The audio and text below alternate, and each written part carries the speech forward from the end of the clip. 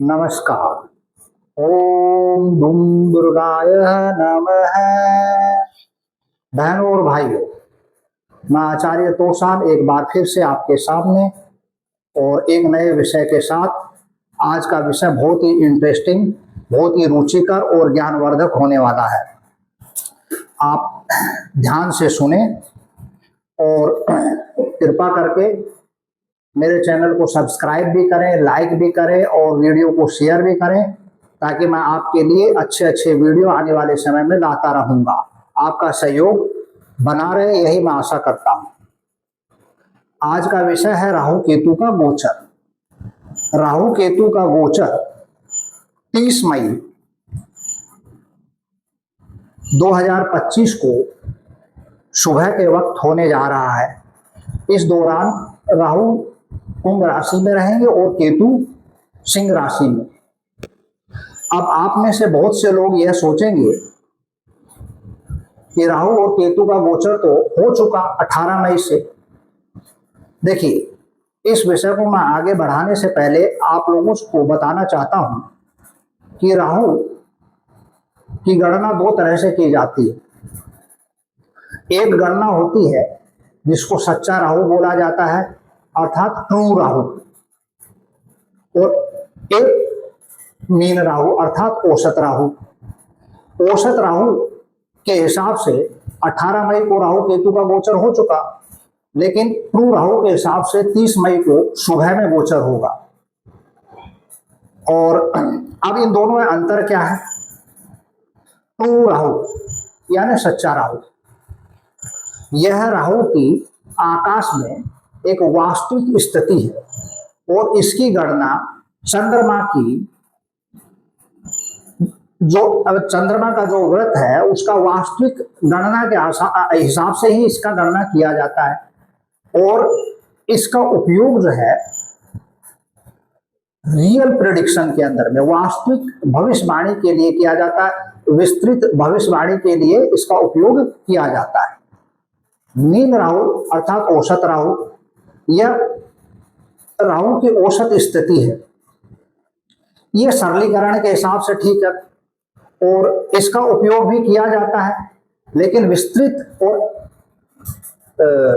अच्छी सटीक भविष्यवाणी के लिए ट्रू राहु अर्थात सच्चे राहु की स्थिति को ही देखा जाता है। और मैं खुद ट्रू राहु अर्थात सच्चे राहु की स्थिति को ही देखता हूं, इसलिए मैं जो भी आज राहु का गोचर बताने जा रहा हूं वो सच्चे राहु के हिसाब से ही बताने जा रहा हूं, अर्थात ट्रू राहु के हिसाब से बताने जा रहा हूं।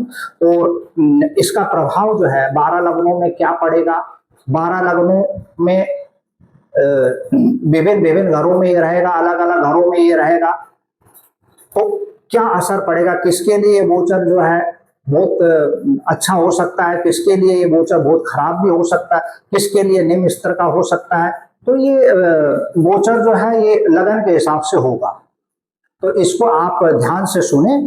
और अब मैं आता हूं मूल विषय के ऊपर में।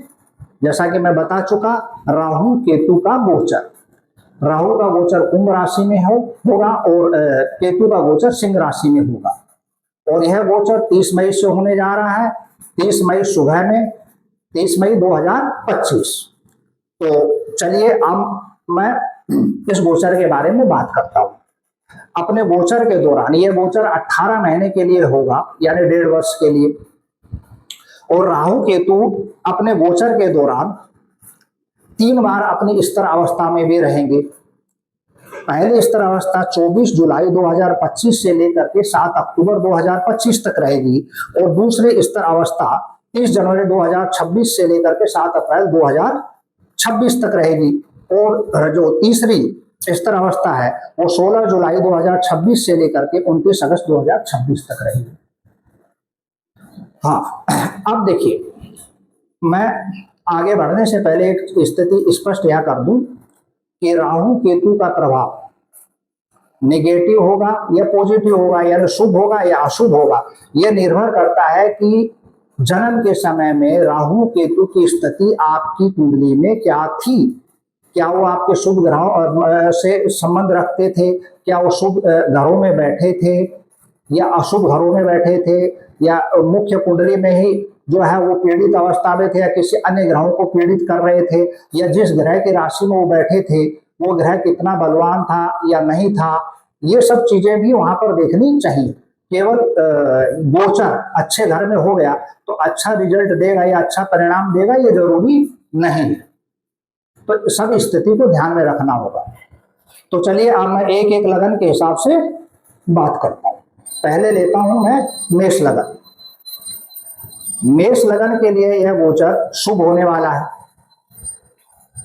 और पिछले 1.5 साल से राहु मेष लगन में 12वें घर में थे और केतु 6ठे घर में, यानी जो एक्सिस थी 12 और 6ठे घर की वो काफी कष्टकारी थी, संघर्ष पूर्ण थी, चैलेंज थे, संघर्ष थे, चाहे वो फाइनेंशियल हो, चाहे हेल्थ को लेके हो, चाहे फैमिली को लेके हो, चाहे मैरिड लाइफ को लेके हो, चाहे फालतू के खर्चे हो, चाहे लीगल प्रॉब्लम हो, किसी भी तरह से मतलब वो समय जो है मेष लगन वालों के लिए राहु केतु के गोचर के हिसाब से उचित समय था नहीं। अब क्या है कि राहु की स्थिति बदल चुकी है, केतु की स्थिति बदल चुकी है। राहु अब मेष लगन में 11वें घर में होगा यानी कुंभ राशि में, और केतु 5वें घर में होगा यानी सिंह राशि में। तो अब यहां पर यह देखना है कि जन्म के समय राहु की स्थिति आपकी कुंडली में क्या थी। इसके अलावा यह भी देखना होगा कि शनि की स्थिति आपकी कुंडली में जन्म के समय क्या थी, अब गोचर के समय भी क्या चल रही है। सूर्य की स्थिति जो है जन्म के समय क्या थी, अब गोचर में भी क्या चल रही है। इन स्थितियों को देख करके ही सटीक भविष्यवाणी की जा सकती है। अब जैसे मैं आगे बात करता हूं कि राहु का गोचर 11वें घर में रहेगा, तो इस समय जो है ये आपको सोर्स ऑफ इनकम दे सकता है, आपकी कोई इच्छा अचानक पूरी करवा सकता है, आपको नए काम से भी जोड़ सकता है। लेकिन यदि ये स्थिर अवस्था में चला, जैसा कि मैंने बता दिया है कि ये अपने गोचर के दौरान 3 बार स्थिर अवस्था में रहेगा, तो अगर ये स्थिर अवस्था में है और शनि की पोजीशन भी कुंडली में सही नहीं है आपकी जन्म कुंडली में, तो क्या करेगा, आपकी इच्छाओं को पूरा नहीं होने देगा, सोर्स ऑफ इनकम को कम कर देगा, फ्रेंड सर्कल से जो है कोई भी आपको या जान पहचान वाले लोगों से कोई भी तरह का आपको नुकसान हो सकता है, आपके बहन भाइयों से जो है आपको नुकसान हो सकता है। और केतु इस दौरान 5वें घर में रहेगा। यदि जन्म के समय उसकी स्थिति अच्छी है, सूर्य की स्थिति भी अच्छी है, तो केतु आपको स्पिरिचुअलिटी की ओर ले जाएगा, धर्म कर्म में ले जाएगा। और अगर वो स्थिति उचित नहीं है, जन्म के समय भी सही नहीं है केतु की स्थिति और सूर्य की स्थिति भी सही नहीं है, तो इस दौरान जो है आपको इन्वेस्टमेंट अगर आप कहीं पर करते हैं तो उसमें आपको नुकसान हो सकता है। बच्चों के स्वास्थ्य के ऊपर या उनके शिक्षा के ऊपर विपरीत प्रभाव पड़ सकता है। पेट की समस्याओं से आपको भेंट करनी पड़ सकती है। इसके अलावा जो है एग्रेशन आपका बढ़ सकता है। सोसाइटी के अंदर में जो है स्टैंडर्ड जो है उसमें भी जो है गिरावट आ सकती है। और खासकर तब जब आपका सूर्य गोचर में कन्या राशि में,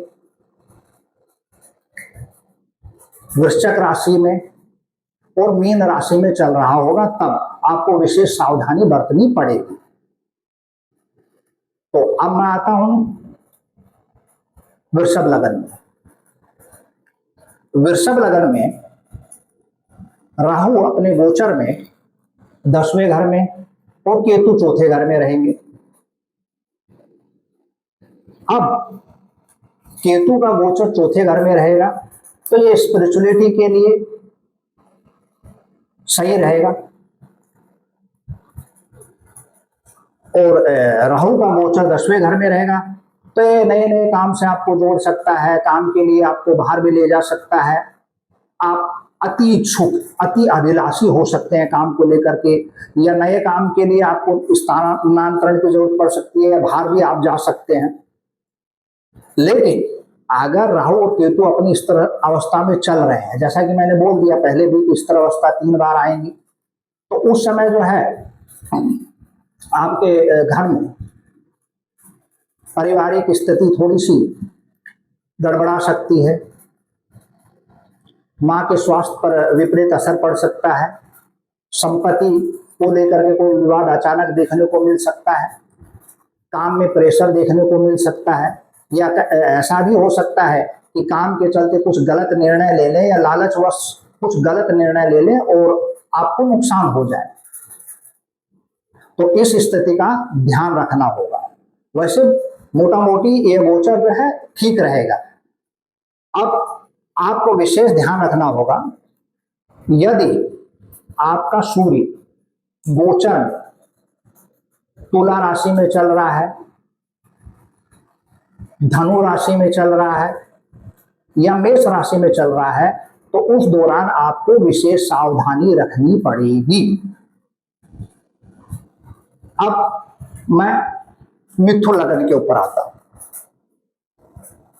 मिथुन लगन में केतु का गोचर तीसरे घर में और राहु का गोचर 9वें घर में हो रहा है। अब जन्म के समय, जैसा कि मैंने पहले भी बोला, शनि की स्थिति और सूर्य की स्थिति सही है और गोचर में भी शनि और सूर्य सही स्थिति में है और राहु केतु की जन्म की स्थिति भी आपके कुंडली में सही है। तो ये गोचर आपको कुछ अच्छा ही देगा। प्रयास में सफलता मिलेगी, स्पिरिचुअलिटी जो है, धार्मिक प्रवृत्ति बढ़ेगी, कुछ यात्राएं भी हो सकती हैं, बाहर भी जा सकते हैं। इसके अलावा जो है आपको अचानक से लाभ भी होगा।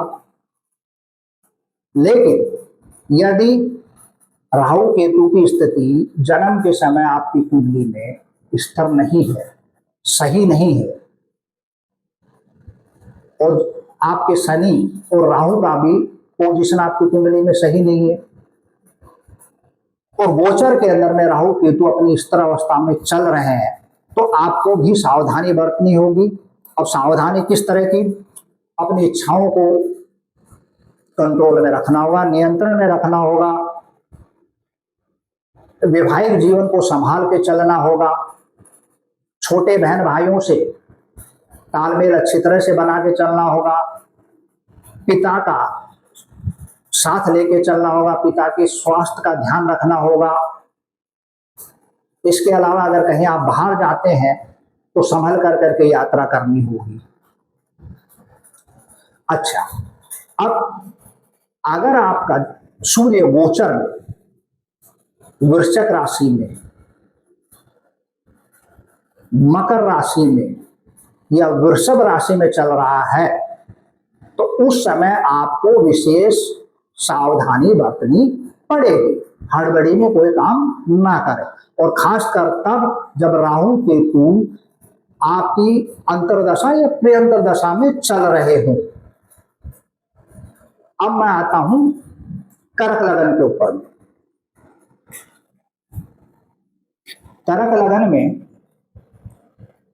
केतु का गोचर दूसरे घर में होगा और राहु का गोचर 8वें घर में। कर्क लगन वालों को विशेष सावधानी बरतनी पड़ेगी आने वाले 1.5 साल तक।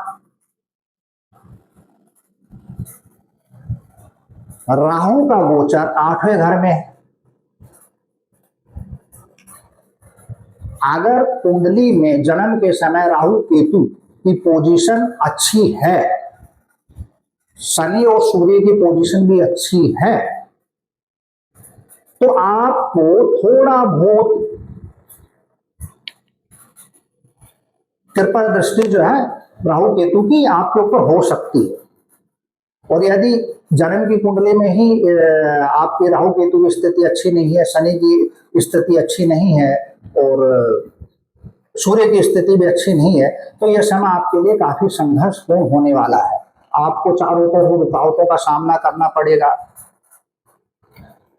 फाइनेंशियल लॉसेज होने का पूरा संभावना है, कहीं अचानक चोट फेट लग सकती है, कुछ गंभीर बीमारी का भी सामना करना पड़ सकता है, कानूनी प्रपंच में फंस सकते हैं। आपकी मेंटल पीस डिस्टरबेंस, मानसिक स्थिति डिस्टरबेंस में हो सकती है, स्वास्थ्य पर फालतू के खर्चे हो सकते हैं, और इसके अलावा जो है अचानक कोई भी तरह का प्रॉपर्टी विवाद भी आपके सामने आ सकता है। पारिवारिक सुख शांति गड़बड़ हो सकती है।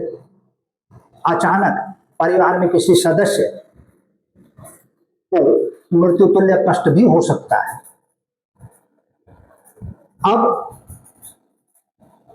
आपको विशेष सावधानी बरतनी है, और वो विशेष सावधानी ये बरतनी है कि भाई बातों को आप ध्यान में रखें, और सटीक अगर आपको जानकारी चाहिए या विस्तृत जानकारी चाहिए कुंडली के हिसाब से, तो आप संपर्क कर सकते हैं मुझसे। अब एक और बात आपको ध्यान रखनी है, अगर आपका सूर्य गोचर में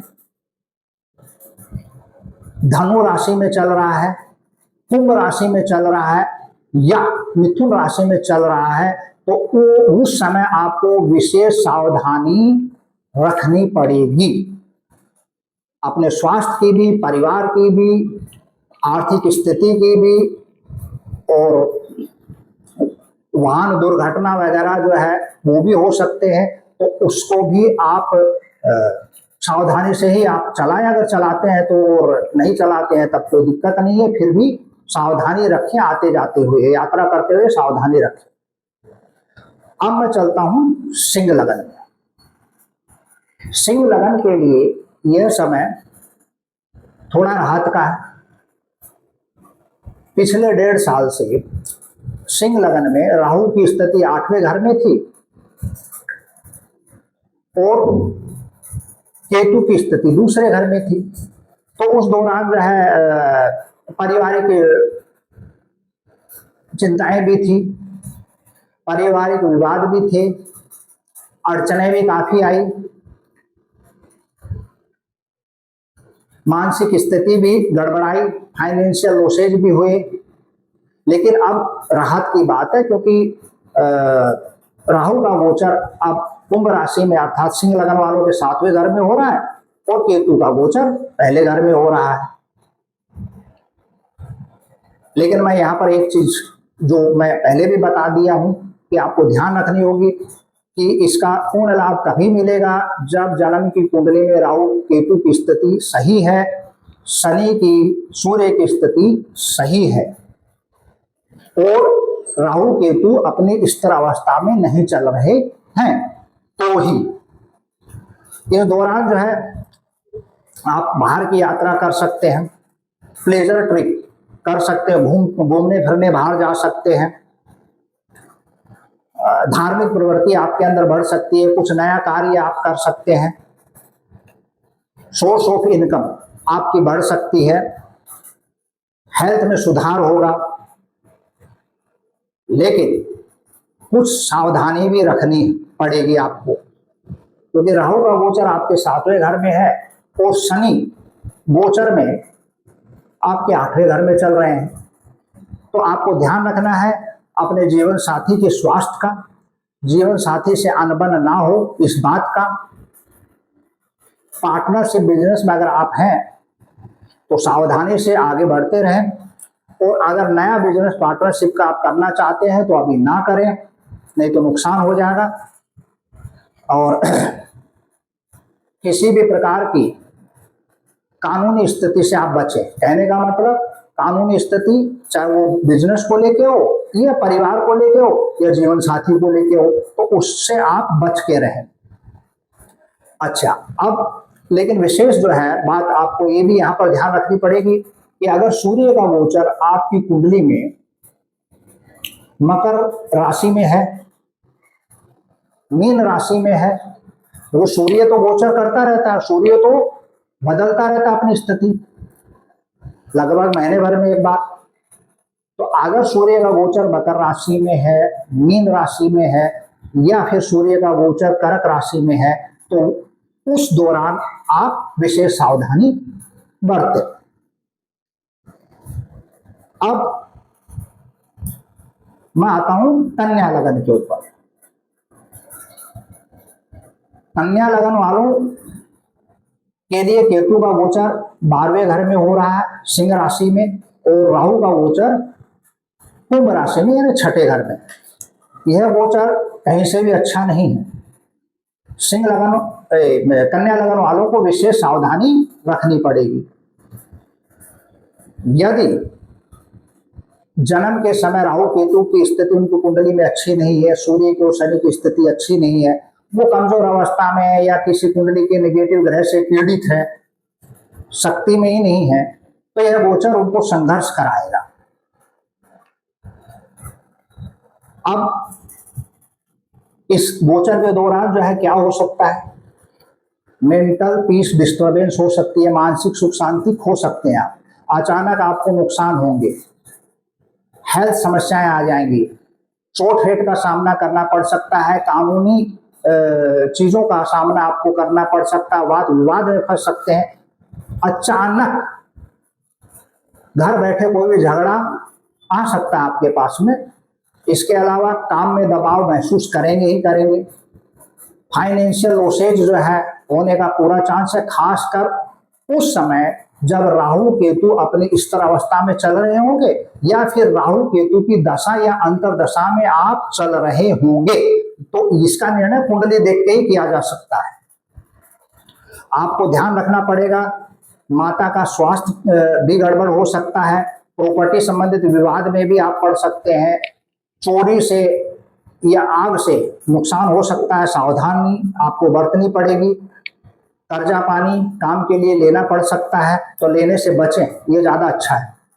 और विशेषकर उस समय आप ज्यादा सावधानी रखें जब आपका शुक्र कुंभ राशि में, मेष राशि में या सिंह राशि में गोचर कर रहा है और सूर्य आपका कुंभ राशि और मेष राशि में गोचर कर रहा है, तो समय का आप जरूर ध्यान रखें। विस्तृत जानकारी के लिए विस्तृत कुंडली विश्लेषण की आवश्यकता होती है और उसके हिसाब से ही फिर सही निर्णय लिया जाता है। तो मैं आचार्य तोषा आज यहीं पर समाप्त करता हूं और आप लोगों से एक बार फिर प्रार्थना करता हूं कि सब्सक्राइब करें, शेयर करें, वीडियो को लाइक करें और राहु केतु का जो प्रभाव है बाकी के गोचरों में, बाकी के लगनों में, यानी तुला लगन से लेकर के मीन लगन तक का वीडियो नेक्स्ट मैं जल्दी ही ला रहा हूं। आप अपना आशीर्वाद बनाए रखिए।